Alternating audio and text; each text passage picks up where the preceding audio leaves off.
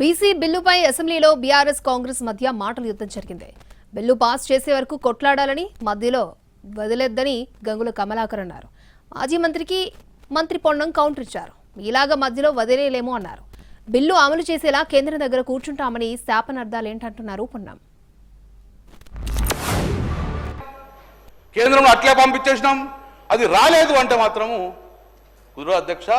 ఈరోజు మా జాతి మొత్తం కూడా చూస్తున్నారు కాబట్టి డెఫినెట్గా శాస్త్రీయపరంగా చేయాలి, ఇంప్లిమెంట్ కావాలి, మాకు సంఖ్యాపరంగా రాజ్యాధికారం రావాలి, మేమెంతో మాకు రిజర్వేషన్ కావాలి. కాబట్టి మీరు ఇచ్చిన మాట ప్రకారము 42% రిజర్వేషన్ను కల్పియాలి అని చెప్పేసి ఈరోజు మేము ప్రధానంగా బీఆర్ఎస్ పక్షాన్ని డిమాండ్ చేస్తున్నాం అధ్యక్ష.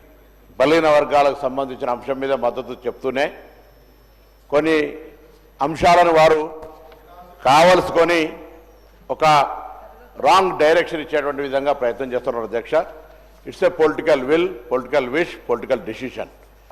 బీసీ కమిషన్ ద్వారానే ఈ యొక్క సర్వే మొత్తం జరిగింది విత్ ప్లానింగ్ డిపార్ట్మెంట్ సపోర్ట్. నేను రీడిజైన్ చేస్తే రీడిజైన్ అన్నట్టుగా చేయలేదు అధ్యక్ష. దీనికి సంబంధించిన ఒక సిస్టమేటిక్గా చేసినాం.